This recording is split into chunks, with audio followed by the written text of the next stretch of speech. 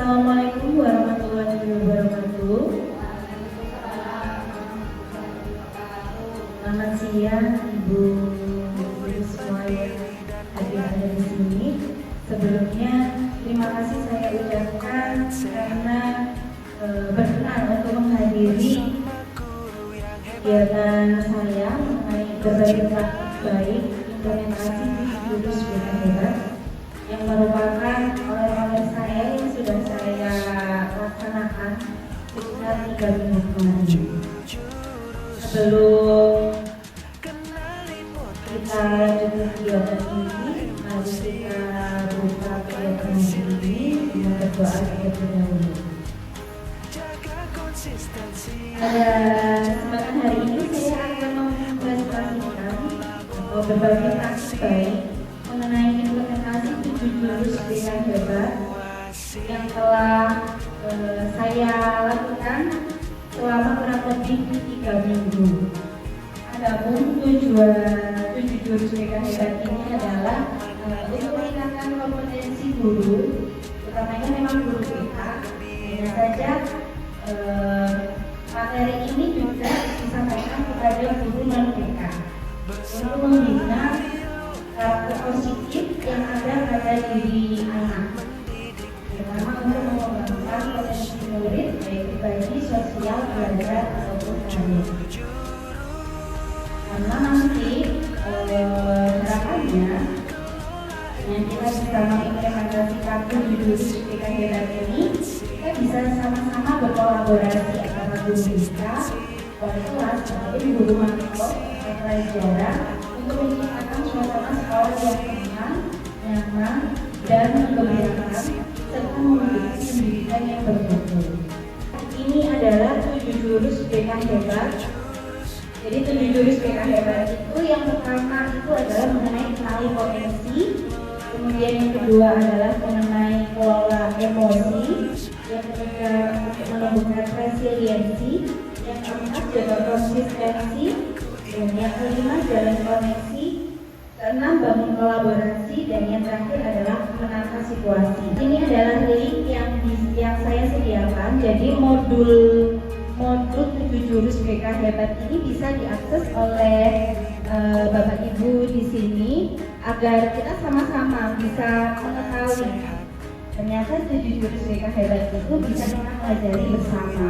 Monggo bisa di barcode, oke?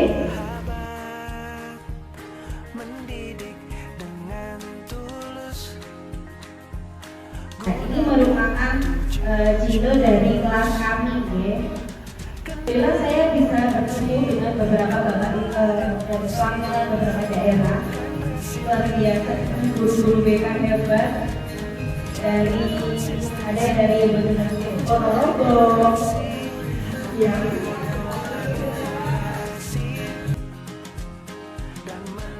Situasi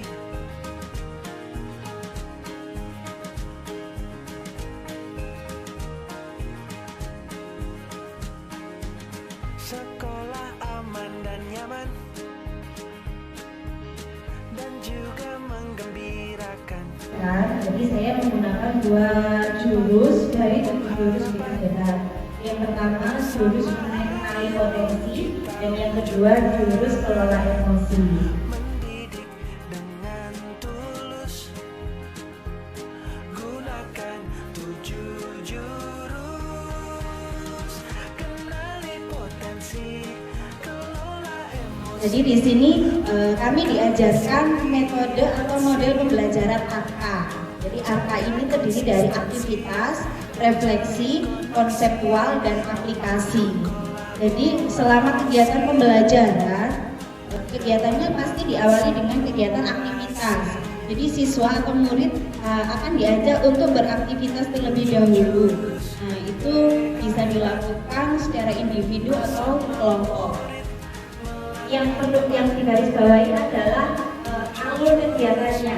Jadi alur kegiatan kalau dengan model ARKA pasti diawali dengan aktivitas terlebih dahulu. Ada kegiatan kenali potensi. Jadi aktivitasnya itu saya lakukan melalui asesmen. Jadi asesmen ini dengan menggunakan menggunakan aplikasi Aku Pintar.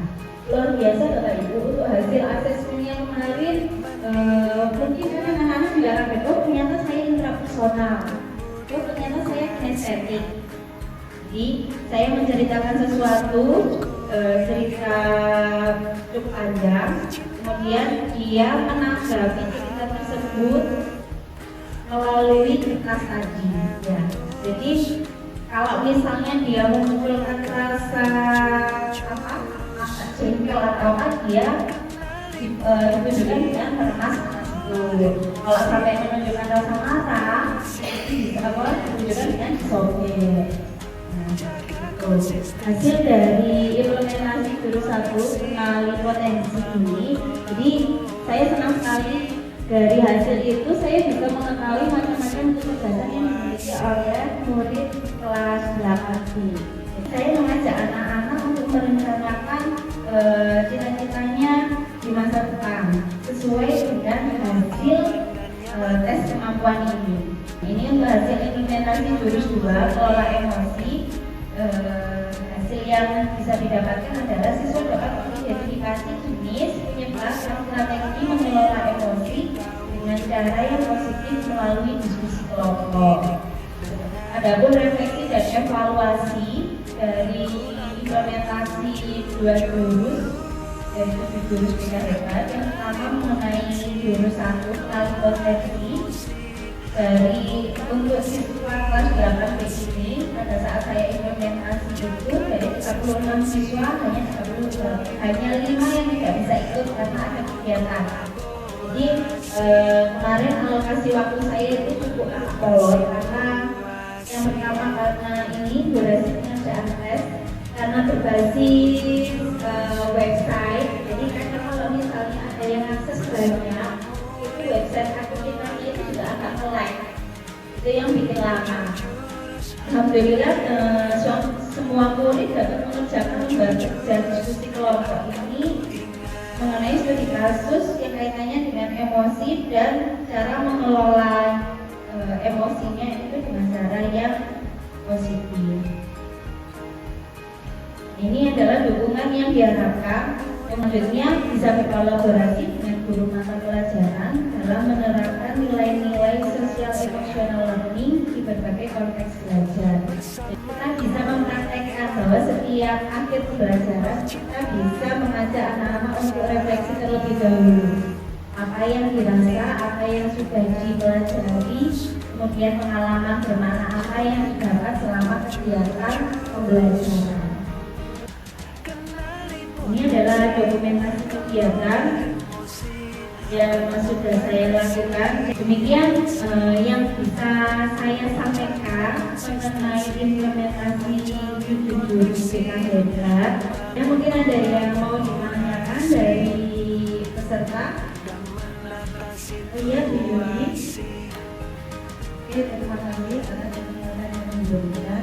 Yang ingin saya tanyakan karena saya tidak paham ya, dari ketujuh jurus bahasa itu ada yang poin 3 itu tumbuhkan resiliensi. Yang dimaksud resiliensi itu apa? Dan contohnya itu apa?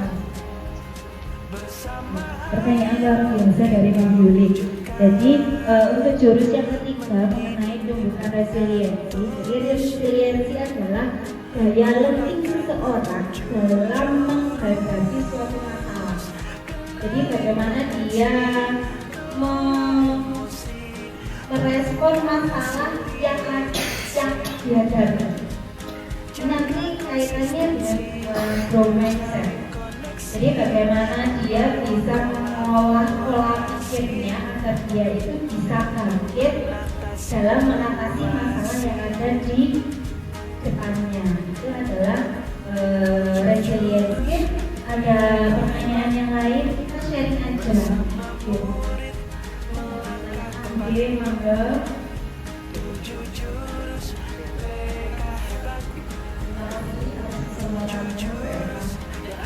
Kegiatan yang apa tadi Bu ya, tentang tes tadi itu menurut saya sangat penting sekali ya anak-anak. baiknya jika kegiatan tersebut itu bisa disebarluaskan lagi ke Bapak Ibu guru wali kelas. Jadi ketika nanti di semester depan, di tahun ajaran baru itu bisa langsung diberikan kepada peserta didik baru. Terima kasih.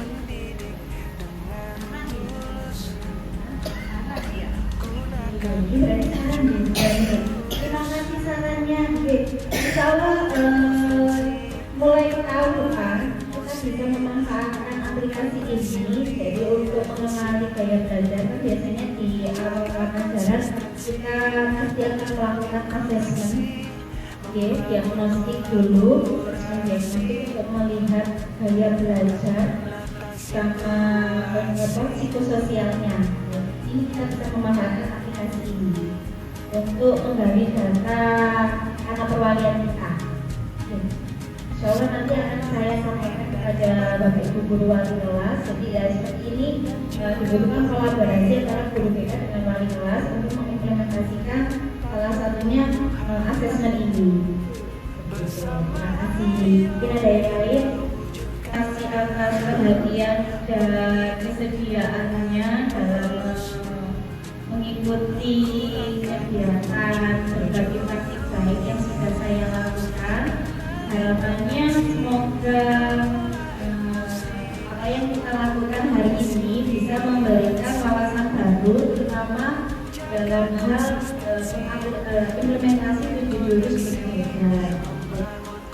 Demikian yang bisa saya sampaikan. Terima kasih sebelumnya dan mohon maaf apabila ada salah kata ataupun salah sikap selama kegiatan hari ini berlangsung. Wassalamualaikum warahmatullahi wabarakatuh. Langkah tepat 7 jurus